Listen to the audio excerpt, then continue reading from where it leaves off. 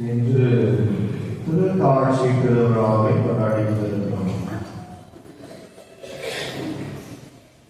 3 அரசர்கள் என்று சொல்வார்கள், அல்லது 3 ஞானிகள் என்று சொல்வார்கள். இந்த சேதாவை கொள்ளாமல்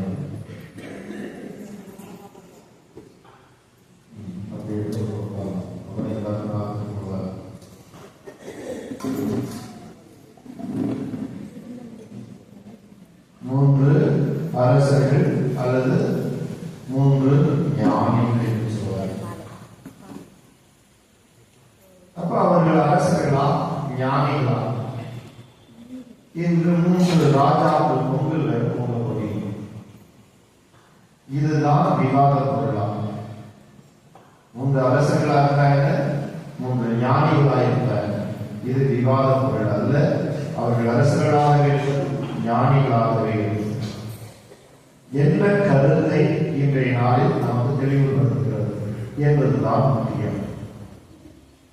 இந்த திருத்தாட்சி பெருவிழா என்பது ஒரு குறிப்பிட்ட இனத்தாருக்கு மட்டும்தான் இயேசு கிறிஸ்து பிறந்தார். அதாவது யூத இனத்திலிருந்து தோன்றப்பட்ட அல்லது அழைக்கப்பட்ட வந்த இயேசு கிறிஸ்து யூத இனத்தாருக்கு மட்டும்தான் என்று நம்பியிருந்த யூதர்களுக்கு சம்பட்டி அடியாக இயேசு கிறிஸ்து என்ன செய்தார்? எல்லா இனத்தாருக்கும் என்று சொன்னார்.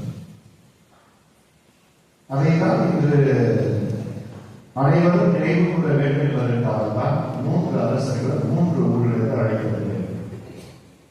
ஒன்று,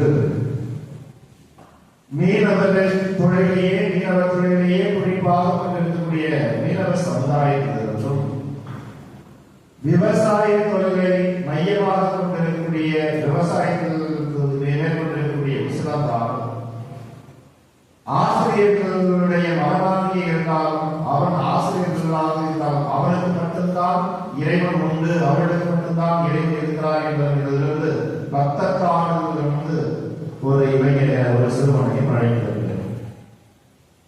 ஆக மீனவருக்கு மட்டும்தான், ஏனென்றால் ஆண்டவர் மீன் பிடிக்க சென்றார். ஆகவே அந்த மீன் பிடிக்க சென்ற அந்த இனத்தாருக்கு மட்டும்தான் கடவுள் கொண்டிருக்கிறார் என்பது மட்டுமல்ல, அல்லது ஏழைகளாக விவசாயிகளாக இருக்கக்கூடிய விவசாயிகளுக்கு மட்டும்தான் இறைவன் வந்தார் என்பது மட்டுமல்ல, அல்லது உயர்ந்த படிப்பு படித்து அவர்களுக்கு பிறக்கப்பட்ட மகன்களாக இருந்தாலும் பிள்ளைகளாக இருந்தாலும் அவர்களுக்கு தான் இறைவன் பிறந்திருக்கிறார் என்பது அல்ல. உயர்ந்தவன் தாழ்ந்தவன், படித்தவன் படிக்காதவன், உயர்ந்த ஜாதி தாழ்ந்த ஜாதி என்றால் இல்லாமல் இறைவன் இன்றைய திருக்காட்சி பெருவிழாவின் வழியாக உணர்த்தி காட்டுவது என்ன? ஆண்டவர் எல்லா இனத்தாருக்கும் வந்தவர், ஆண்டவர் எல்லோருக்கும் உரியவர், எல்லா மக்களுக்கும் உரியவர், எல்லா ஆசிரியையும் வளங்களையும் எல்லோருக்கும் கொடுக்கக்கூடியவர் என்பதை சுட்டி காட்டுவதுதான் திருக்காட்சி பெருவிழா. புரிஞ்சதுதான்? இதை விட விளக்கம் என்னது கொடுக்கணும் அப்படின்றதுக்காக தான் அன்பியல் தான். இன்று அனைத்து அன்பியையும் சிறப்பிக்க வேண்டும் என்று சொல்லி எல்லாருக்கும் ஒவ்வொரு பொறுப்புகள் கொடுக்கப்படுகிறது. எதற்காக? ஆக இந்த அன்பியத்தால் மட்டும்தான் இன்று சிறப்பிக்க வேண்டும், இந்த பக்த சபை மட்டும்தான் இன்று சிறப்பிக்க வேண்டும், இவர்கள் மட்டும்தான் இந்த வாசகத்தை வாசிக்க வேண்டும் என்பது அல்ல.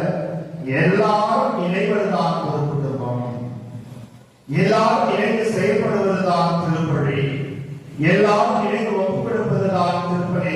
அந்த திருப்பலியிலே தான் என்ன இருக்கிறது? அர்த்தம் இருக்கிறது, ஆழமான விசுவாசம் இருக்கிறது, ஆழமான கடவுளுடைய நம்பிக்கை இருக்கிறது. அந்த நம்பிக்கை கடவுளுடைய அன்பினால் நிறைக்கப்பட்ட நம்பிக்கை.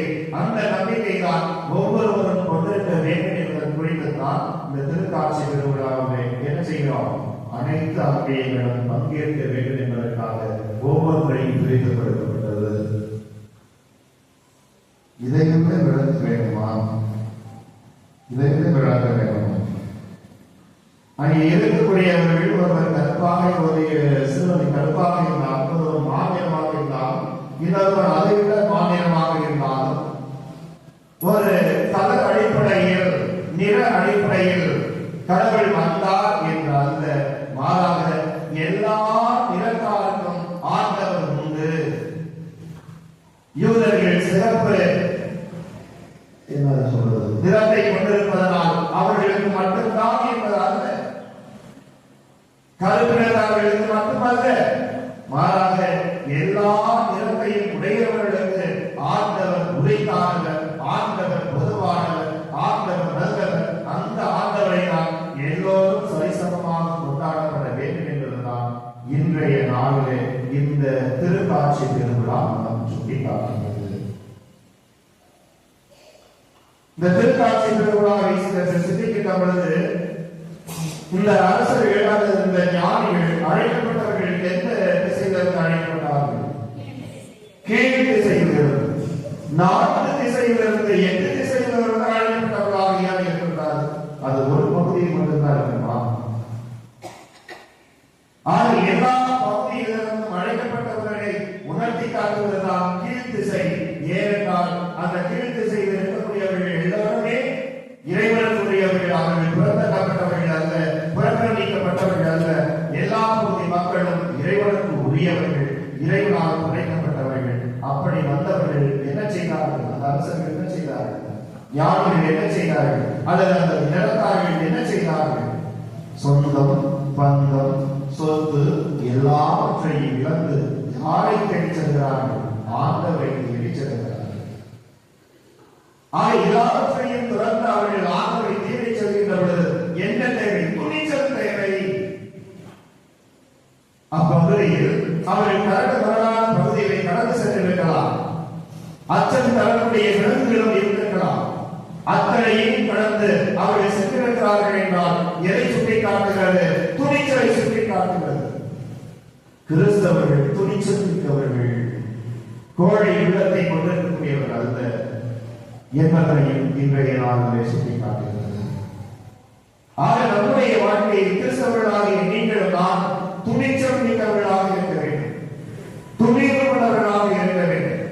கோழை உள்ளத்தினை கொண்டது அல்ல, மாறாக துணிச்சல் நிறைந்ததுதான் நமது வாழ்க்கை என்பதை இன்றைய நாளிலே நமக்கு எடுத்து காட்டுகிறார்கள். திருத்துவதற் பணி அதிகாரம் 10 இறைவாக்கு 34, 35. கடவுள் ஆள் பார்த்து செயல்படுவதில்லை, கடவுள் ஆள் பார்த்து செயல்படுவதில்லை. எல்லா இடத்தவரையும் அவருக்கு அஞ்சி நடந்தவர், அவருக்கு ஏற்புடையவராக. இந்த திருக்காட்சி திருவிழாவின் வழியாக ஆண்டவர் என்ன சொல்ல விரும்புகிறார்? நான் ஆள் பார்த்து செயல்படுவதில்லை, ஜாதி பார்த்து செயல்படுவதில்லை, படிப்பை பார்த்து செயல்படுவதில்லை, பணியை பார்த்து செயல்படுவதில்லை. மாறாக என்ன செய்கிறேன்? என்னிடம் நம்பிக்கை கொள்பவர்களை, என்னை பின்பற்றுபவரை நான் அவனை ஏற்புடையவராக செய்வேன் என்பதை நமக்கு தெளிவாக இருக்கிறார். ஆனால் ஆண்டவருடைய மனதிற்கு, ஆண்டவருடைய உலகிற்கு எவரெல்லாம் ஏற்புடையவராக இருக்கிறாரோ அவர்களை எல்லாம் ஆண்டவர் என்ன செய்கிறார்? உயர்த்துகிறார். எவர் ஆண்டவருடைய இதயத்திற்கும் ஆண்டவருடைய எண்ணத்திற்கும் ஏற்புடையவர்களாக இல்லையோ அவர்கள் என்ன செய்வார்கள்? வீழ்ச்சி அடைவார்கள், தோல்வி அடைவார்கள். ஆக ஆண்டவருடைய இதயத்திற்கும் ஆண்டவருடைய எண்ணத்திற்கும் ஏற்புடையவர்களாக வாழ வேண்டுமே தவிர நம்முடைய எண்ணத்தையும் நம்முடைய செயல்பாட்டையும் கீழ்த்தரமான எண்ணத்திற்கு இட்டு சென்றோம் என்றால் வீழ்ச்சி இருப்பது யார்? நீங்களா? நான். ஆண்டவரை எப்பொழுது புறந்தள்ளி செல்கிறோமோ நாம் வீழ்ச்சி அடைவது. பாருங்களேன், இயற்கையில் எதுவும் வேறுபாடு காண்பது, வேற்றுமை பார்ப்பது எல்லாம் வந்து பாருங்க. ஒளி வீசும் ஞாயிறு சூரியன், ஒளி வீசும் ஞாயிறு அல்லது கதிரவன் பார்க்கின்ற பொழுது அது வேற்றுமை பாராட்டுகிறதா? சூரியன் வேற்றுமை பார்க்கிறதா? இந்த ஊருக்கு தான் ஒளியை கொடுத்தேன், இல்லை இந்த ஊருக்கு நான் வளர்ந்த மாட்டேன்னு சொல்றாரு. வேற்றுமை பார்க்கிறேன், வேற்றுமை. குளிர் சிறுத்தம் திங்கள் எதை சொல்றோம்? நிலம், சந்திரன் இவற்றை சொல்லுவோம். அந்த நிலமும் சந்திரனும் இனம் பார்க்கிறதா? வேற்றுமை பார்க்கிறதா? ஜாதி பார்க்கிறதா? உயர்ந்தவன் ஆகுதல் என்று பார்க்கிறதா? படித்தவன் படிக்காதவன் என்று பார்க்கிறதா? அது எல்லார் மீதும் ஒளிரச் செய்கிறது, எல்லாருக்கும் வெளிச்சத்தை கொடுக்கிறது. தெரிகிறதா? இயற்கை வேற்றுமை பார்க்கிறார். இல்லை, ஆடிவரும் தென்றல் வேற்றுமை பார்க்கிறார். காற்று அடிக்கிறது, இல்லை இவனுக்கு தான் நான் காற்று அடிப்பேன், இவனுக்கு நான் காற்று கொடுக்க மாட்டேன் என்று சொல்கிறார். ஆடிவரும் தென்றல், அந்த மெல்லிய தென்றல் எல்லாரையும் வருடி சொல்கிறதா? இல்லை, வேற்றுமை பார்க்கிறார். அடுத்ததாக மலர்கள் என்ன செய்கிறது? மல்லிகை பூவை எங்கே வைத்தால் அது எவராக இருந்தால் அவருடைய மனதிற்கு அவருடைய மனம் பேச செய்வது இல்லையா? நுகர செய்கிறார்களா இல்லையா? வேற்றுமை பார்க்கிறதா? அடுத்ததாக தேன், இவனுக்கு மட்டும்தான் நான் சுவையை கொடுப்பேன், இவனுக்கு சுவையை கொடுக்க மாட்டேன் என்று சொல்வது. தேனிக்குள் அப்படியே பார்த்து தனித்தனியாக பிரித்து வைக்கிறது. ஆக இயற்கையில் எல்லாம் வேற்றுமை பாராட்டாமல் ஒற்றுமையை பாராட்டி சுவையை தருகிறது, மனத்தை கொடுக்கிறது, எல்லோருக்கும் ஒளியை வீசுகிறது. ஆனால் மனிதர்களாகிய நாம் மட்டும் ஏன் வேற்றுமை மனிதர்களாகிய நாம் மட்டும் ஏன் வேற்றுமை பார்க்கிறோம்? அந்த ஞானிகள் அந்த அரசர்கள் வேற்றுமை பார்த்தார்கள். இல்லை, மூவரும் இணைந்தே சென்றார்கள் என்பதை நமக்கு சுட்டிக்காட்டுகிறது. இதற்கு கடைசியாக ஒரு நிகழ்வு ஆங்கிலத்தில் உண்டு. ஆங்கில வரலாறு படித்தவர்கள் அந்த லிட்டரேச்சர் படித்தவர்கள் ஒரு other wise man sir, other wise man, அதாவது 3 ஞானிகள் இல்லையா? 4 ஞானிகள் சென்றார்கள்.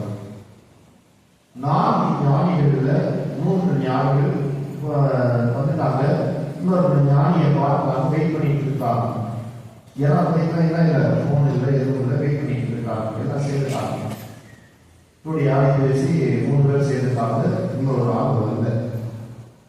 அப்ப இன்னொரு ஆள் வரலையேன்னு நினைச்சிட்டு இவங்க கடந்து போயிட்டே இருக்காங்க. இவங்க என்ன செஞ்சுட்டாங்க? எங்க போய் சேர்ந்தாங்க? பெத்லகேம் போய் சேர்ந்துட்டாங்க. யாரு? 3 பேர் சேர்ந்தாங்க. இந்த ஒருத்தர் மட்டும் சேரல. யார் அந்த ஒருத்தர் மட்டும் சேரல என்று நினைத்து பார்க்கிற பொழுது அது என்ன சொல்லப்படுகிறார்? அந்த 4வது இருந்த பொழுது என்ன, ஒரு நோயாளி அல்லது பயனாளர் ரொம்ப உயிருக்கு போராடி இருக்கிறார். அந்த நோயாளியை பார்த்து இவரை கடந்து செல்ல மனது இல்லை. ஆனால் ஆண்டவருக்கு என்று எடுத்து சென்ற 3 மாணிக்கும் தயனும் 3 எடுத்து போறார். காணிக்கையாக அவர் என்ன செய்கிறார் என்றால், முதலாவது மாணிக்கத்தை விட்டு அந்த ஏழையை கவனித்து விட்டு அந்த வயதாளியை கவனித்து விட்டு மீண்டும் அவர் உயிர் வழங்கிவிட்டு பயணத்தை தொடர்கிறார். அப்பொழுதுதான் கேள்வி கேட்கிறார். அவர்கள் என்ன செஞ்சாங்க? 3 பேரும் அங்கே போய் சேர்ந்தாங்க. பெத்லகேம் போய் பார்த்தரலாம் அப்படின்னு சொல்லிட்டு பார்க்க போறாரு. அப்ப என்ன நடக்கிறது என்றால், அந்த பெத்லகேம் என்ன சொல்றாரு? ஏரோது அரசர் ஒரு ஆணை பிறப்பிக்கிறார். ஆணை பிறப்பிச்சு என்ன சொல்கிறார்? 2 வயதுக்கு உட்பட்ட குழந்தைகளால் கொல்லப்பட வேண்டும் என்று ஆணை பிறப்பிக்கிறார். ஆணை பிறப்பித்த உடனே அந்த நேரத்தை பார்க்கிறார். ஒரு வீட்டை வளர்த்து பார்க்கிறார். ஒரு வீரன் ஒரு குழந்தையை தூக்கி நிற்கிறான். தூக்கி நிற்கும் பொழுது இவர் காலில் விழுந்த, ஐயா உனக்கு வைரத்தை தர்றேன், அந்த குழந்தையை விட்டுறது, உனக்கு வைரத்தை தர்றேன், அந்த குழந்தையை விட்டுறது. அவன் வைரத்தை வாங்கிட்டு அந்த குழந்தையை விட்டு, சரி இவங்களுக்கு என்ன செய்கிறது? எதுவும் செய்ய முடியாது. சரி அப்படின்னு சொல்லிட்டு நூலாகி ஜெருசலேமுக்கு போறார். அப்படியே கடந்து போறார். அங்கேயாவது போய் பார்க்கணும். அப்ப அங்கே போனா இவர் என்ன செய்யறாரு? சிலுவை மரத்துல தொங்கிட்டு இருக்கிறாரு. அந்த காட்சியையாவது பார்க்கலாம் பார்த்துட்டு போறார். அப்படி போயிட்டு இருக்கின்ற பொழுது அடிமையாக ஒரு இளம் பெண்ணை விற்பதற்கு தயார் நிலையில் இருந்த சூழலில் அந்த பெண்ணை காப்பாற்றுவதற்கு இவர் என்ன செய்கிறார்? தன்னிடம் இருந்த முத்தை அந்த நபரிடம் கொடுத்து அந்த பெண்ணை விடுதலை செய்து அனுப்பி வைக்கிறார். அப்ப போய் பார்க்கிறார். போய் பார்க்கலாம், இயேசு கிறிஸ்து அங்கேயாவது போய் பார்த்துடலாம் அப்படின்னு சொல்லிட்டு கல்வாரி கோயிலையாவது போய் பார்த்துடலாம் அப்படின்னு போயிட்டே இருக்கிறாரு. அங்கே வீரர்கள் விடல். அப்ப வீரர்கள் விடாதனால வெறுத்து நொந்து போய் அப்படியே கீழே சரிகிறார். கீழே சரிகின்ற பொழுது அங்கு இருட்டாக மாறிவிடுகிறது. இருட்டாக மாறிவிட்டது. இருட்டாக மாறிவிட்டது.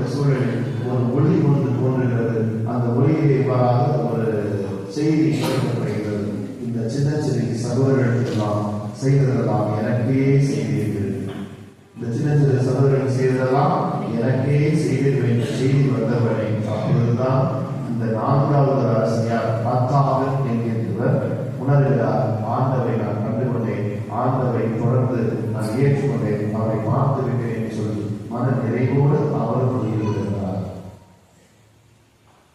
எவ்வளவு அர்த்தம் நிறைந்திருக்கிறதாக திருக்காட்சி பெருவிழா என்பது ஒவ்வொரு விழாவும் அல்லது அவை கொண்டாடப்படுகின்ற ஒவ்வொரு விழாவும் ஒவ்வொரு நிகழ்வுகளும் அர்த்தம் வரலாறு கொண்டதாக இருக்கும்.